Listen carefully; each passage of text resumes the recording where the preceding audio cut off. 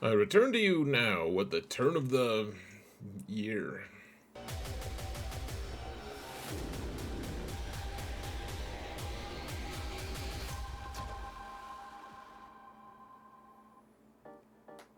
Hello everyone and welcome to another episode of Zareth Prevails. Today we're going to talk about the best 3v3 offensive teams in all the land.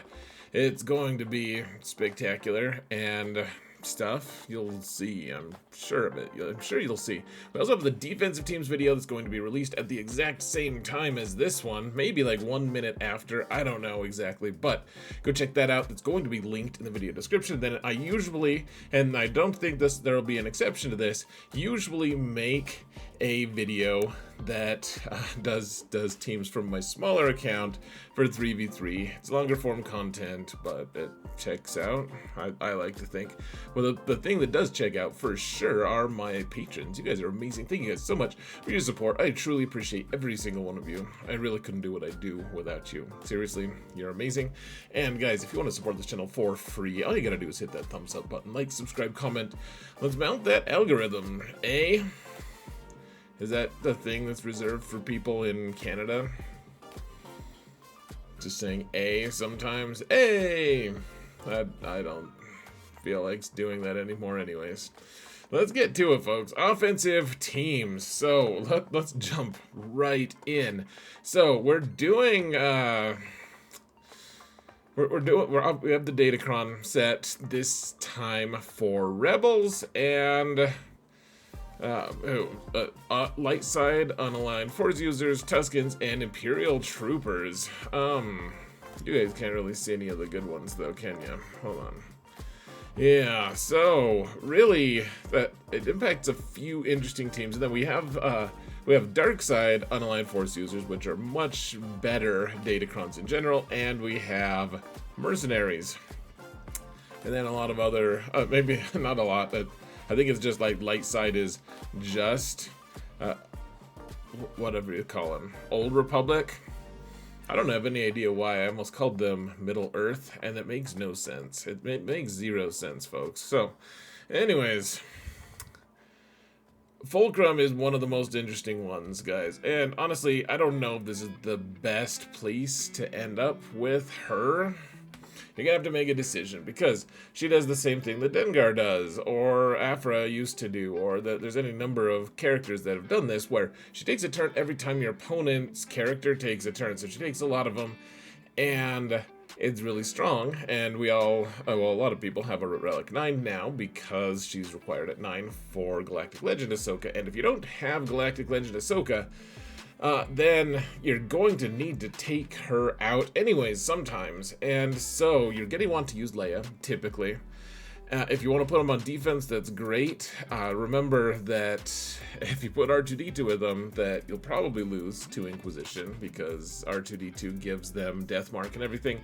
And so you can put this team on defense if you're sure your opponent doesn't have Galactic Legend Ahsoka. However, if they do have Ahsoka, you want something that can beat them, and I'm not sure if you can do this without R2-D2 or not. We're gonna have to find out, folks. I'll probably put out counters video at some point this week, actually, talking about that once we have a little more information. But her Datacron is really strong, folks, and I like, I mean, Drogon's really good. He could go with a lot of other Rebel teams, honestly.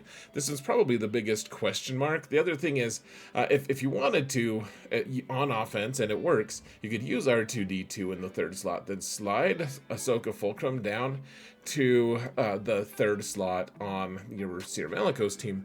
But I really like the Malicos Kron. Contrary to what other people say, it's actually, I think, pretty good. If it's on defense, it's exploitable. If it's on offense, it does pretty good. This is your team that's probably going to be killing Rey for the most part, or taking down other pretty good teams. This is the nice team that denies revives against a lot of different squads, so things like Tuskens or Nightsisters that you find yourself across from. Well, Great Mothers, I don't know how they'll do. They probably still don't do that well, but a lot of other teams that do have revive shenanigans, like other Nightsisters, Great Mothers don't have revive mechanics anyways. Things that have revive, they just kind of shut down because of Taron Malicos, if you have his Omicron, obviously, but this team is pretty vital for your offense. And I wanted to put this up here with the other Galactic Legends just because it directly influences where Fulcrum is going to go. Where is she going to go?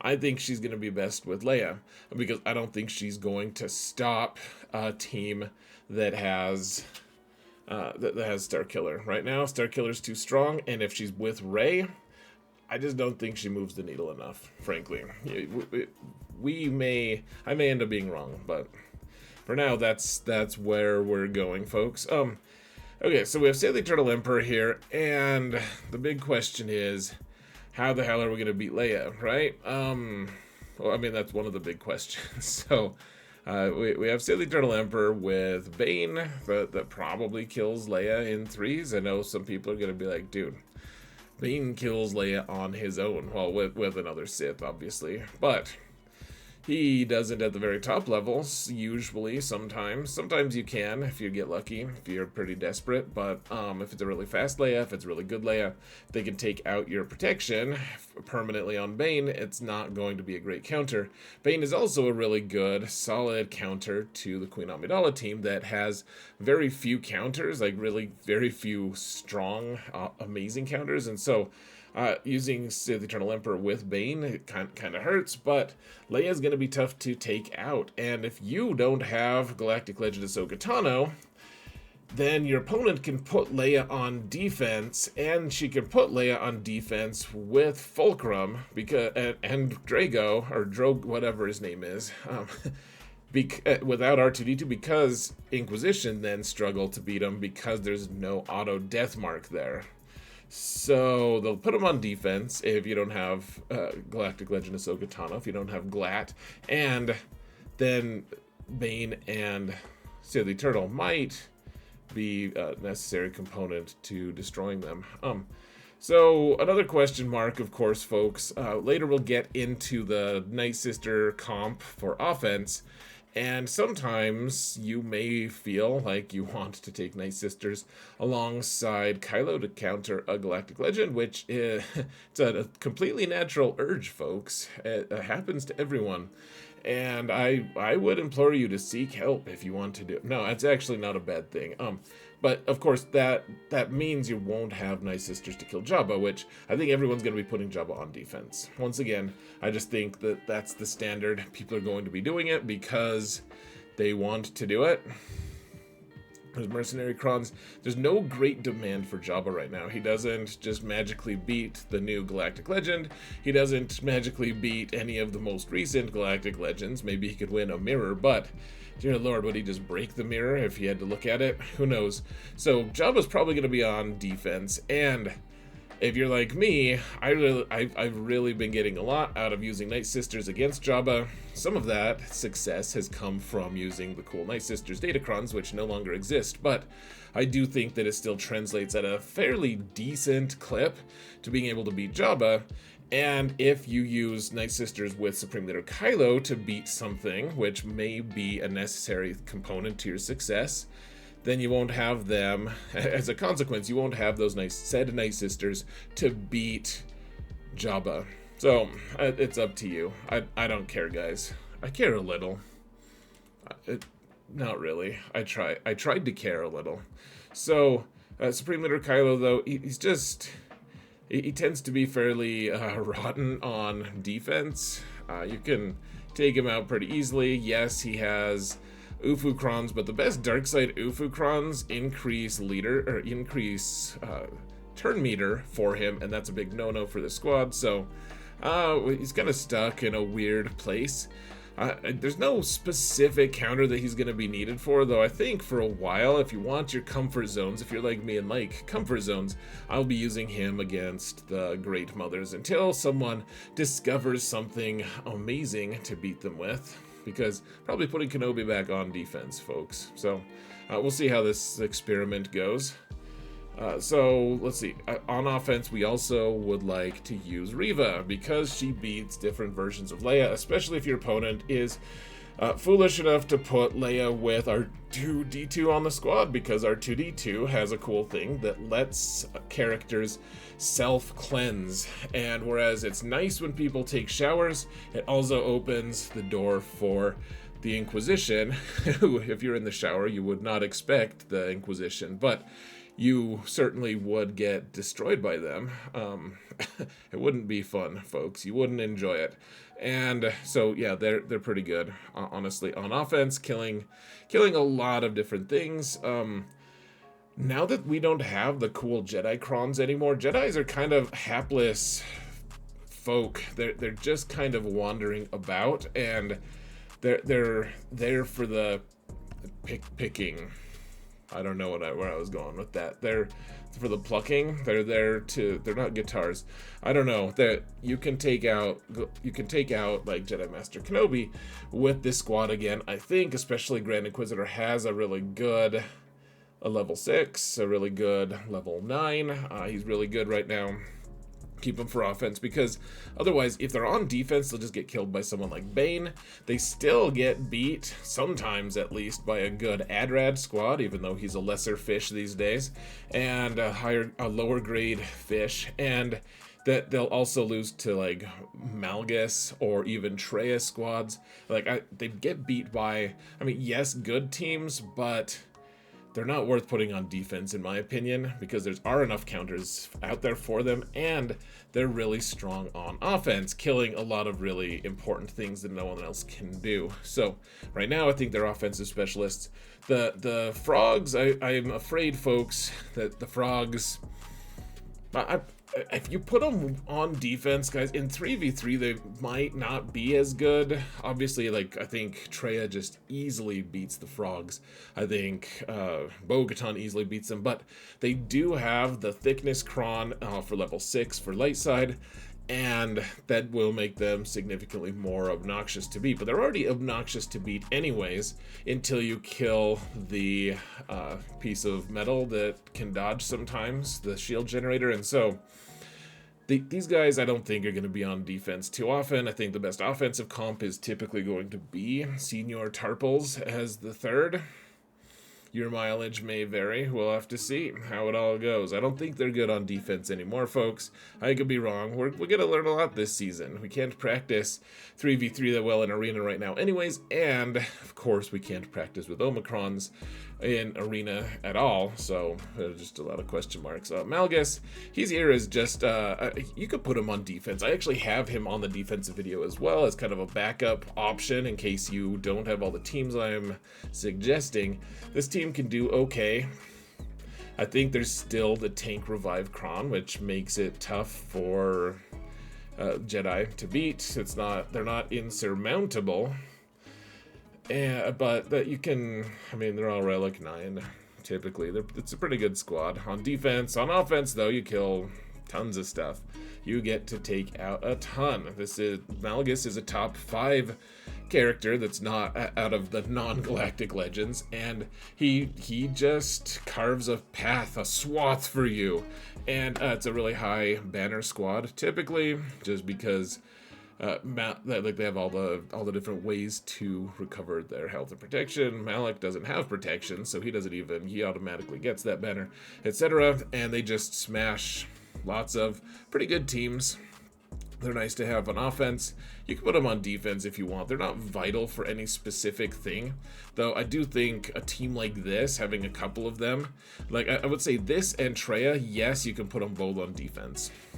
They're fine on defense. You can also do some weird comps with them, honestly. Putting Savage with Malgus and stuff. You can do some strange things. And they're not ineffective either. They can mess with your opponent, and that's worth something. But you also want a couple of these really nice flex teams to be able to take things out. Like, you have Sith Eternal Emperor up there. He might actually have a role in killing a galactic legend this season. And if he's doing that, then you're gonna need things that Sith Eternal typically kills. Like, you're gonna need squads that are able to take those out, and Malgus and Traya are kind of fill that same offensive slot. So kind of nice. They do decently. Man, my favorite team for the last 4 months. It's been no secret, folks. If you watch my streams, which you can find the link to them, by the way, in the video description if you want to watch me on Twitch, and I'm actually going to be scheduling them and adhering to said schedule moving forward for my GAC streams.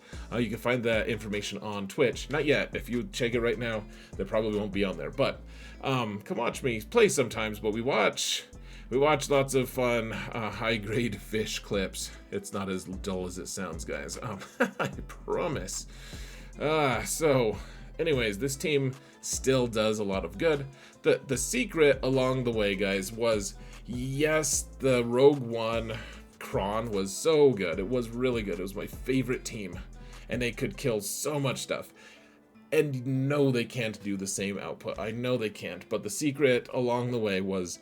And people are like, I love seeing that Rogue One is actually good finally. And in 3s, they usually kill something. Usually they find something to kill. And I think especially with the dominance of Imperial troopers right now, I think this is going to be in high demand. So, I mean, I would recommend working on your bays, working on your Jin a little bit.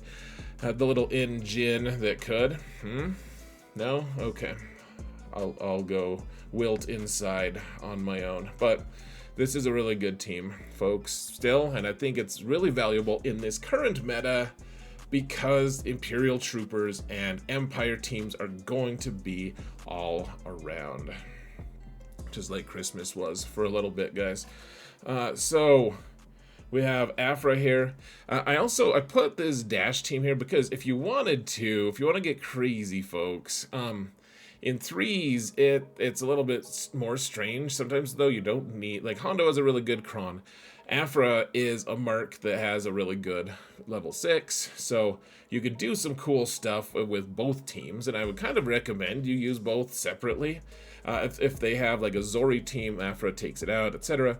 Hondo, though, especially if he has his Omicron and Datacron, he can swap out for 000, which it's kind of weird, but it works really nicely. Hondo goes really nicely with Aphra, takes out a lot of stuff. Will it still kill Jabba? Probably not. In 5s, pretty easily. In 3s, go kill Jabba if you're in Bronzium. You know what I mean? Like, Erodium could maybe kill, like, those level of Jabbas sometimes. But in 3s, you want a few more practical targets. And I don't really know. Like, Hondo makes the team stronger. But what are you really killing with Aphra that, suddenly, like, Aphra almost beats this team and somehow Hondo, like, takes her over that, over to that level? I just don't know what teams are in that slot, frankly. So, yes, Hondo makes the team better, but you can also just have a really good Dash with Hondo team and then have a decent Dr. Aphra team that can't use her Omicrons for a month. Because that's fun, right? Omicrons are so rare. I complain about it, but I have 3 of them on her because it's a really fun team. Okay, so... If you don't have Galactic Legend Ahsoka Tano, I think typically you just still want to put Ezra on the Rey teams. That could change because he's not an Ufu, and there are some decent Ufu Krons. You might want to end up doing that, and Ezra would then end up in this lineup of Jedi Revan. Probably you use Jedi Revan lead. Sometimes you could use Jedi Luke lead, though, Jedi Cal is there. Mace Windu, depending on what you need. This is for pretty mid-level teams. This will take out some versions of Malgus, and that's pretty nice.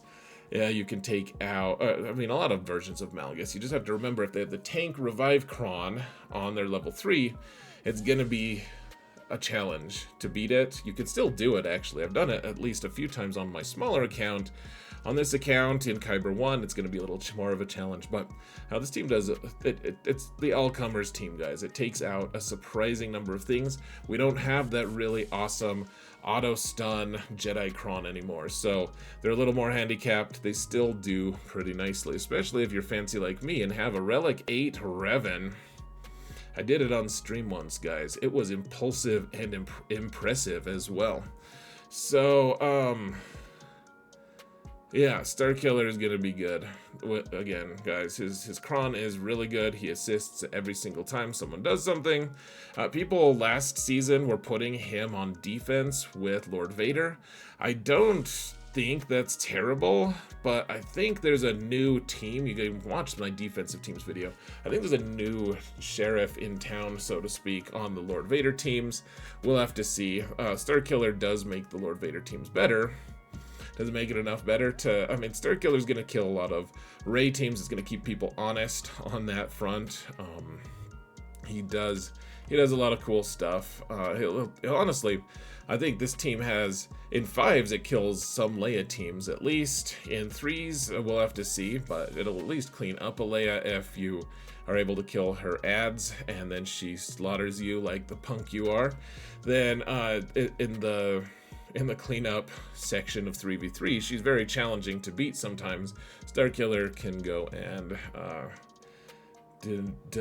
annihilate her. I don't know what delineate her. Annihilate, I know it's annihilate, but delineate is more fun to say. So let's say that.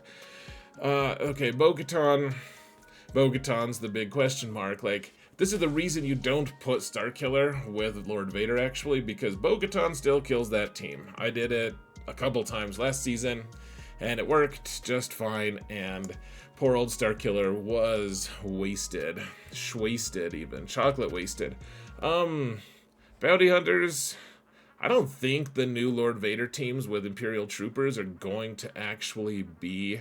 I don't think you can beat them, and Lord Vader teams with Starkiller, you certainly can't beat them with Bounty Hunters, but you could sure try and get real sad. You can also add Zam to this team, but I do think there's a better team for Zam. Actually, there's a defensive team, guys, with using Zam. It's amazing. I would encourage you to examine that video. So, anyways, I don't know what use these guys are going to have. There's some mercenary things going on here. Fennec's a merc.